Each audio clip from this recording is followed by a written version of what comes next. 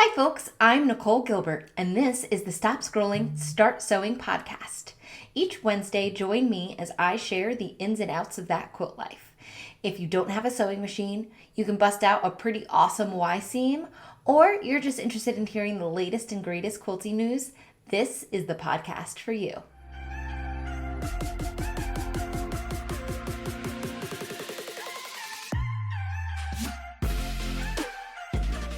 Hey folks, Nicole here, and welcome to Season 3, Episode 4 of the Stop Scrolling, Start Sewing podcast. I am so excited that you are here with me today.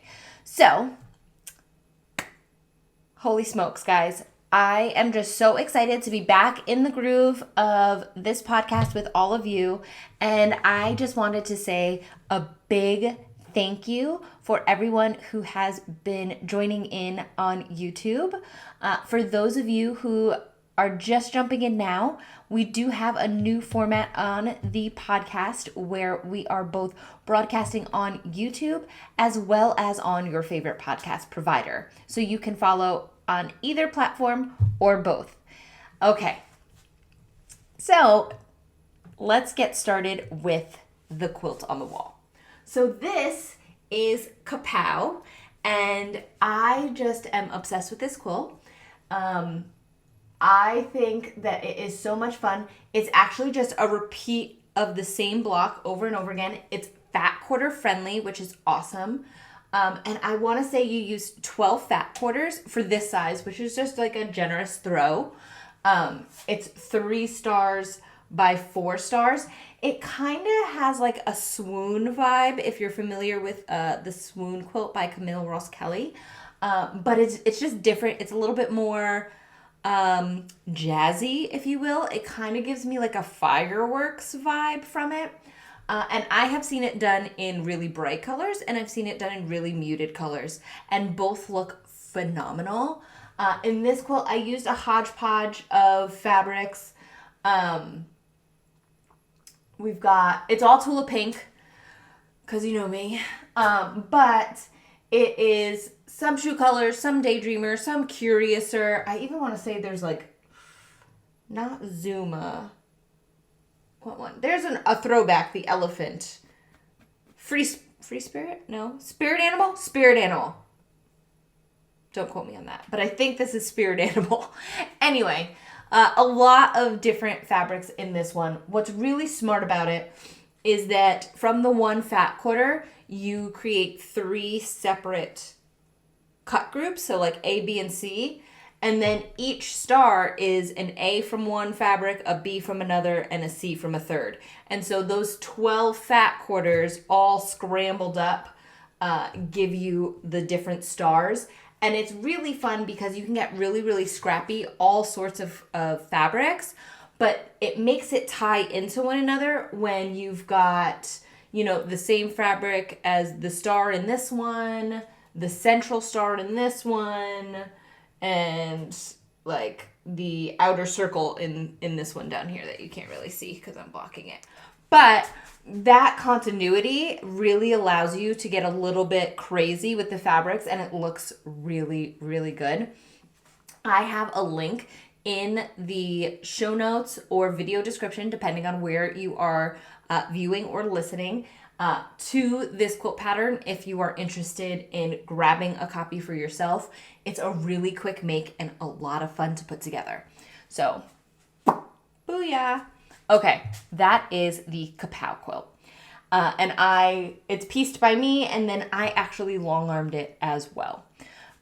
So, let's get into today's topic. And so today, we are talking about the fear of using your fabric stash. And I know that might sound crazy to some of you. Some of you are going to be like, why would you be scared to have a fabric stash? To use your fabric stash, the whole point of having the fabric stash is to use it. And like, I get it. But there's a lot of us, and I include myself in this group. I am scared to use my fabric stash. I mean, not really, because I've got tips and tricks, which is what I'm sharing today. But I do have a hoarder mentality when it comes to some really beautiful fabric. Why, you might ask? Well, fabric typically is a one and done release, which means that the fabric companies send these designs to a mill, they run off a certain amount, and then they don't ever reprint it. And so once fabric is gone, it's gone. So sometimes I'm like, oh my gosh, it's too pretty to use. And if I use it, I'm never going to be able to use it again. I know, it's crazy. But that's kind of like what I think of when I get a little stressed out and I don't want to use my fabric stash. Some people don't want to use their fabric stash because it's just too pretty. And I get that one as well. So I've got some fat quarter bundles here. This one is Tiny Coordinates by Tula Pink. And it's just, look at this gorgeous rainbow. If you are not watching on YouTube, if you're listening on the podcast provider, this is a stack of 2, 4, 6, 8, 10, 12, 14, 16, 18, 22, 4, 5, 25 fat quarters that are just a delicious, delightful rainbow. And there's polka dots and there's stripes, and it's gorgeous. It's so well put together. You look at it and it's beautiful. It is a decor piece. And quite frankly, I use it right now as a decor piece in my quilting studio. I have big glass front cabinets on my studio. No, they don't get direct sunlight. That's why they're glass fronted, because I won't let my fabric fade. Don't worry. But it's there and it's beautiful. I don't want to tear that apart. Same thing with the fabric bundle like this, which, my goodness, I really didn't pay attention. I just went in and I was like, this is pretty, this is pretty. And of course, if you know, you know, Tula Pink. So, this one is Tiny Beasts, and it's just this beautiful stack of delicious prints. And Tiny Beasts is really fun because it's bright colors and cute little animals, and there's trash cans, and for some reason the trash cans and the apple cores are beautiful, and it's purple and it's pink and it's lime green, and it's just amazing and it's gorgeous. And it's too pretty to cut. Okay, so it is decor in my fabric studio. I know you're probably listening to this podcast episode right now and thinking, she said this is for if you have a fear of cutting up your stash, and she's telling me about all her fears and what she does not cut up. I'm getting there. So the fear of cutting up the stash, I think, comes from those two main ideas. Either one, the fear of never being able to replenish, which is a very real fear in the fabric world. There are some things that are easily replenished. I don't think anybody is genuinely scared of cutting into their solids. You can replace your solids pretty flippin' easily. And every brand has solids. You've got Riley Blake Confetti, you've got Moda Bella solids, you have Kona cottons, you have Art Gallery Pure. You know, there's so many different brands of solids, and solids always being replenished. So that's not a fear. People like Tula Pink have fabric collections like her True Colors, which Tiny Coordinates is actually part of True Colors, so I really should let this one go, but it's just so pretty.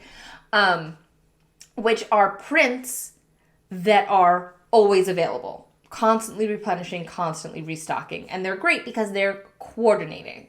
So they coordinate with all the rest of her fabrics, and they allow her to do a lot of busy prints without having to worry about having, you know, backgrounds, tone-on-tones, and blenders, because she has a whole line of just that.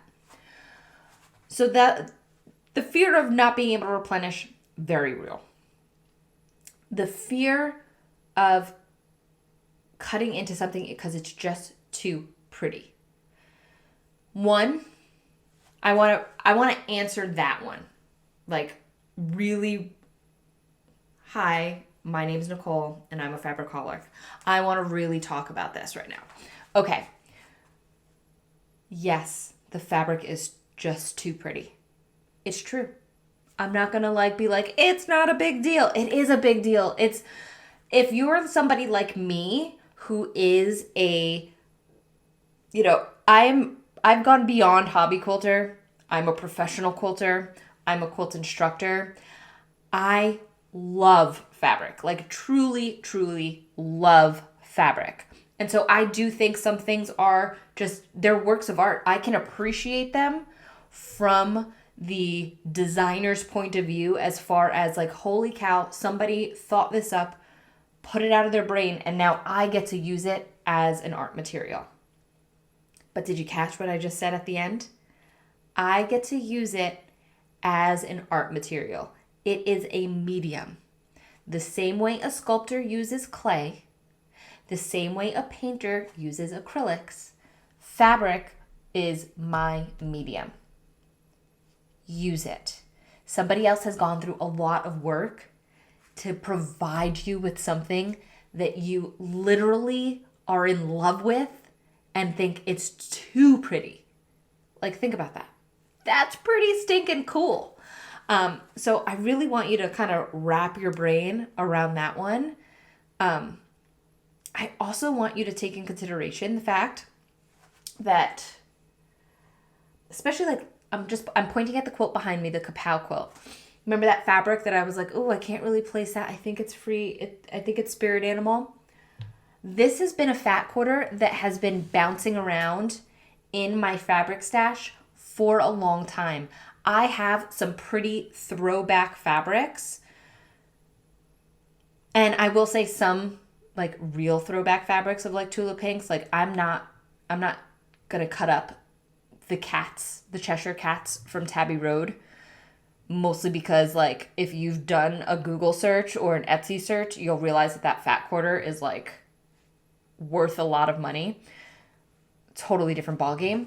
Most fabric are not collector's items. This elephant, not a collector's item. I think I could probably get like a decent amount. Like as far as fat quarters go, I could probably get $20-$30 for it, which is expensive for a fat quarter. But I like this fabric. I think it's pretty. I love the hidden elephant. I get to enjoy this fabric a heck of a lot more in this quilt than I ever would if it was still in that fat quarter bin. Do you know what I mean? I want you to really, really think about this because I'm trying to get to the why before I give you the tips and tricks of how to do this. Use it. Because I get to enjoy this 10 times more in this quilt than I ever would if it was just sitting on my shelf. Okay? You will get to enjoy it more if you can see it, if you can touch it, if you can use it every day. Keep that in mind. Okay. Let's chat about some of the things that I do to make me feel better about using my fabric stash. First tip, which is a tip, but also kind of a little common sense. So don't be like, gosh, this is what she's sharing, but like, think about it. Find a pattern, a quilt pattern that you like, or write your own quilt pattern. Do you, dog? We're all artists here. And then go shopping for fabric. And then buy the fabric. And if one of those fabrics is gorgeous, buy an extra yard of it. Okay? Then you have the pattern and you're going to cut the fabric that you purchased to go into that pattern. This seems like common sense, like duh, that's how you make a quilt. However, if you are buying for a specific purpose, you tend to not have the same emotional attachment to that fabric that you do when Tula goes on her Tula Tuesdays, announces a fabric collection, and you go and pre-order it 6 months before it arrives, and then it finally shows up to your house and it's in this beautiful bundle. It has created its own aura. There was a release. You had to wait 6 months for it. It came in a special package. It is now impossible to cut. You see where I'm going with this? Buy for your patterns. This will, one, in theory, be cheaper in the long run. I say in theory because we are all human, okay? So it's not going to be cheaper for everybody because people are going to compound this with other habits. So it is what it is. But it could be cheaper in the long run because you're not stashing. You're not buying fabric without any intention of using it, or at least without any clear guidance and roadmap to how you're going to use it. Okay? So it's going to get used immediately. You might have noticed I did say buy an extra yard of something that you really love. That's how we get fabric stashes, people. But then your fabric stash is only fabrics that you really love. And also it desensitizes it a little because you've already cut into it for that project. You just have a little extra for something else in the future. So that's really, really helpful.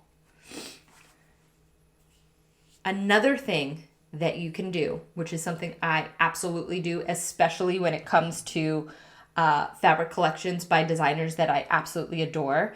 Obviously, Chula Pink, Sherry and Chelsea for Moda. I adore everything that they put out. I think it's wonderful. I just do.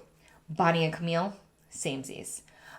So what I end up doing is I order the beautiful bundle and I order another bundle.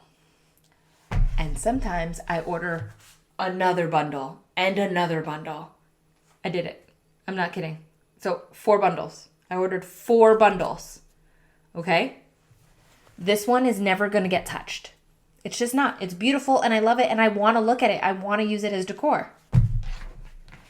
This one is going to get cut up and I'm going to use it and I'm not going to feel bad about it because every time I'm like, oh my gosh, it's so beautiful, I can go look at this one. So this is our stack of fabric. I just cut it open and I'm using it. This one is the beautiful bundle that sticks. I know myself, I adore certain fabric designers and I always want to use their fabrics. I ordered 2 backup fabric bundles as well. So that once I go through this stack of ones that are already loose and ready to get cut, I have 2 more that I can also use. Sometimes you just have to know yourself. And I know that I think some of these fabrics are too pretty to use. And so I buy, it's like an heir and a spare.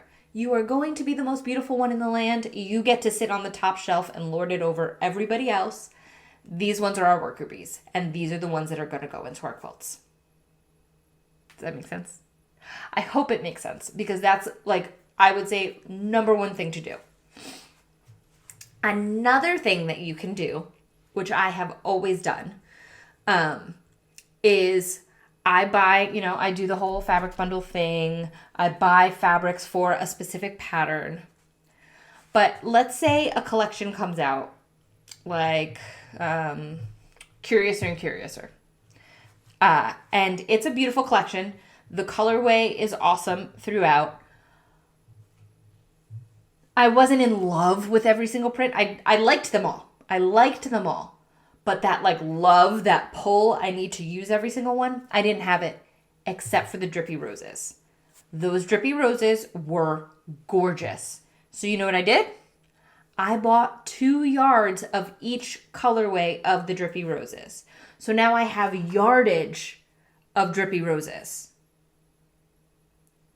Pretty awesome.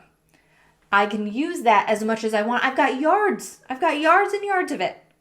I can use it. Fabric bundle stays intact. I'm using the drippy roses. Another thing that you can do if you're not so I understand I am in a different position than a lot of people. I have a massive quilting studio in my home. I have, wall-to-wall cabinetry. I've got walk-in closet. I've got room to spill out. I mean, my sewing table, just this sewing table is like a 7-foot long table. Plus I have a full-size long arm. I've got room in here. If you don't have the room to be, have backups upon backups upon backups, Something else that you can do is to lean in to solids and coordinates and then pick out some focal prints. Just like what I was saying with, I was obsessed with those drippy roses. Maybe you can't buy 2, 3 fat quarter stacks. What you can do is buy, either True Colors or, solids or any sort of blenders, whatever you are. Maybe you're a Kansas Troubles person.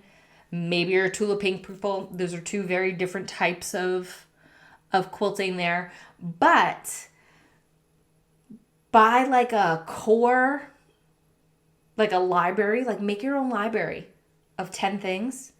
And then you have that core fabric that you can mix in. And then you'll want to mix it in because that is going to be what brings the punch, that brings the fun to your quilt tops. Does that make sense, guys? I hope it does. I adore fabric, and I know that there are so many of you out there who also adore fabric the way that I do. But I think that it's a lot of fun can be had. And sometimes when we're so obsessed with fabric and a fabric collection, we stay with only using that fabric collection, which is great. I have quilts that are top to bottom, the same fabric collection all the way through. It's wonderful to do. But once you get okay with breaking the seal on one of these, you can start to mix and match. And instead of this being a stack of tiny beasts, it can be pinks and yellows and oranges and purples and greens and blues. And look at that, guys. We now have a totally different situation happening. Now we have things that we can mix and match and put together with different fabric collections because we're not looking at who the designer was and where it came from. We're looking at this as a material, as a medium. It's taken me a really long time for me to lean into the idea that I'm an artist.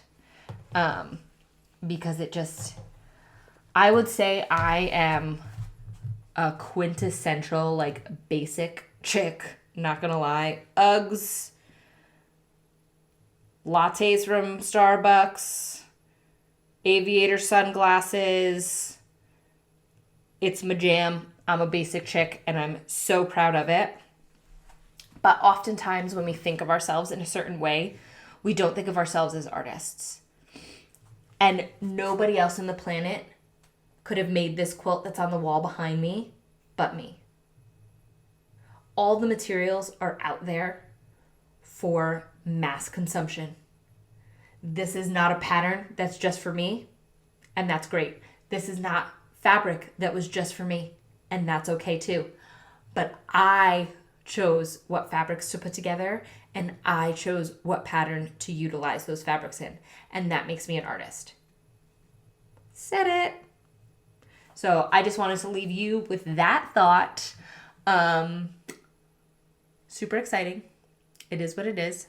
But that's my 2 bits this week about using your fabric stash. I hope that you let the fears go or know that those fears are there and use some of my tips and tricks to allow you to work within that fear while still having that fear. For those of you who are participating in the Sampler Spree Slow Along, thank you so much. I'm loving seeing all of your blocks splattered all over social media. If you're interested in seeing some of those blocks, you can follow the hashtag Sampler Spree Slow Along. We are in very early stages of the Slow Along, so if you want to join in, you can visit the link in the description to join us. I would love to have you there. Okay, guys. You have finished another episode of the Stop Scrolling, Start Sewing podcast. I am so grateful that you spent a little portion of your day with me.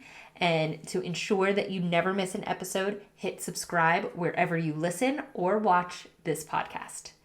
All right, guys. Bye for now. Happy sewing.